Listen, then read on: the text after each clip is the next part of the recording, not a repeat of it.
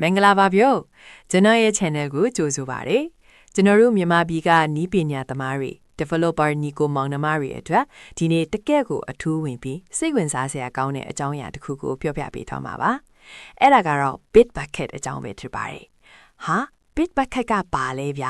Git နဲ့အတူတူပဲလားဘာလို့သုံးရမှာလဲလို့မေးခွန်းထုတ်နေတယ်ဆိုရင်ဒီဗီဒီယိုကအစအဆုံးကြည့်ပြီးရင်အဖြေရသွားမှာသိကြပါတယ်စိတ်ဝင်စားစရာကောင်းတဲ့အချက်တစ်ခုနဲ့စရအောင်ဗျာကျွန်တော်တို့ developer တွေအလုပ်လုပ်တဲ့အခါ code တွေရေးတယ်တယောက်နဲ့တယောက်ပူးပေါင်းပြီးရေးကြတယ်အဲ့ဒီလိုရေးတဲ့အခါcode တွေမတော်တဆပျောက်သွားတာမျိုးသူများနဲ့ပေါင်းတဲ့အခါ conflict တွေတက်တာမျိုးဘယ်သူကဘာပြင်လိုက်လဲဆိုတာမသိရတာမျိုးတွေကြုံဖူးကြမှာပါအဲ့ဒီလိုပြဿနာတွေကိုဖြေရှင်းဖို့အတွက် version control system ဆိုတာပေါ်လာတာပေါ့ Git ကအဲ့ဒီ version control system တွေထဲကမှအလွန်ရေးပန်းစားတွေတစ်ခုပေါ့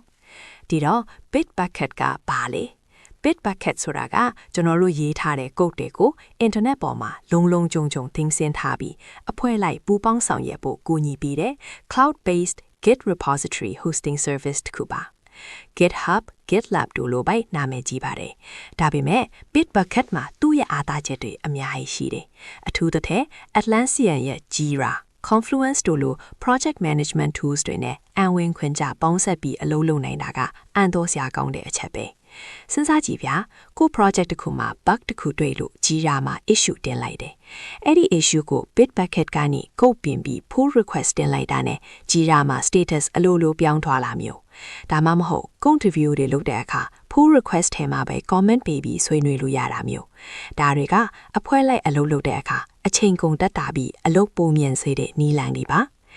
နောက်ထပ်အံ့တော်စရာကောင်းတဲ့အချက်ကတော့ Bitbucket က private repositories ကိုအကန့်အသတ်မရှိ unlimited ပေးထားတာပါပဲ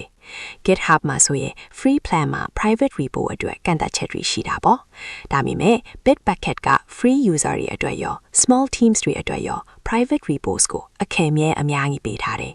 ဒါကကိုယ့်ရဲ့ project code တွေကိုလုံခြုံမှုရှိထိန်းချင်တဲ့မြန်မာ developer တွေအတွက်အင်မတန်အသုံးဝင်တဲ့အချက်ပါပဲ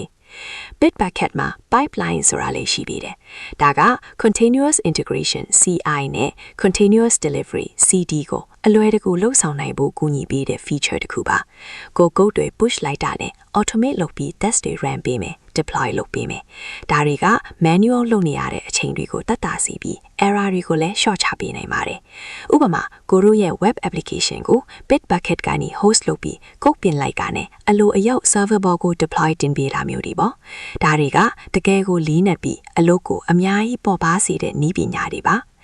ကျွန်တော်တို့မြန်မာနိုင်ငံမှာ startup တွေ software company တွေအများကြီးပေါ်ထွန်းလာနေပြီ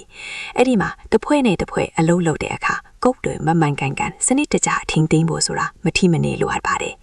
Bitbucket ကအဲ့ဒီလိုအပ်ချက်တွေကိုဖြေရှင်းပေးနိုင်တဲ့ကောင်းဆုံး tool တစ်ခုပါတယ်အထူးသဖြင့် Jira နဲ့ပေါင်းစပ်ပြီး project တွေ manage လုပ်တဲ့အခါဘယ် developer ကဘယ် task ကိုဘယ်အချိန်မှာဘယ် code တွေနဲ့ပြီးအောင်လုပ်လိုက်ပြီလဲဆိုတာအစအဆုံး tracking လုပ်လို့ရတယ်ဒါက project manager တွေအတွက်လည်းအိမ်မပြည့်ရတော့ဘူးပေါ့ကဲအခုဆိုရင် Bitbucket အကြောင်းကိုအတော်အတန်သိလောက်ပြီလို့ထင်ပါတယ်ကျွန်တော်တို့ developer တွေအနေနဲ့အလုပ်တစ်ခုကိုလုပ်တဲ့အခါကိုယ့်ရဲ့ code တွေကိုလုံခြုံအောင်ထိန်းသိမ်းဖို့အဖွဲ့လိုက်ပူးပေါင်းဆောင်ရွက်တဲ့အခါပြဿနာမဖြစ်ရအောင်စနစ်တကျလှုပ်ဆောင်ဖို့ဆိုတာအရေးကြီးဆုံးပါပဲ Bitbucket ဟာဒီလိုစိန်ခေါ်မှုတွေကိုဖြေရှင်းပေးနိုင်တဲ့ခေတ်မီနည်းပညာတစ်ခုဖြစ်ပါတယ်ကျွန်တော်တို့မြန်မာ developer လောကကြီးခေတ်မီဖွံ့ဖြိုးတိုးတက်ဖို့အတွက်ဒီလို tools တွေကိုကျွမ်းကျင်စွာအသုံးပြုတတ်ဖို့လိုအပ်ပါတယ် Bitbucket ကိုစတင်လေ့လာကြည့်ပါလို့တိုက်တွန်းချင်ပါတယ်ကိုယ့်ရဲ့ project တွေကိုယ့်ရဲ့အလုပ်တွေပိုပြီးအောင်မြင်စေမှာတည်ကြပါတယ်ဒီဗီဒီယိုကနေတစ်ခုခုအသက်သင်ယူလိုက်ရတဲ့ဆိုရင် like and share လုပ်ပေးဖို့တောင်းဆိုချင်ပါတယ်ကျွန်တော်ရဲ့ channel ကို subscribe လုပ်ထားဖို့လည်းမမေ့ပါနဲ့နော်နောက်ထပ်ဗီဒီယိုတွေမှာပြန်တွေ့မယ်ဗျာ bye bye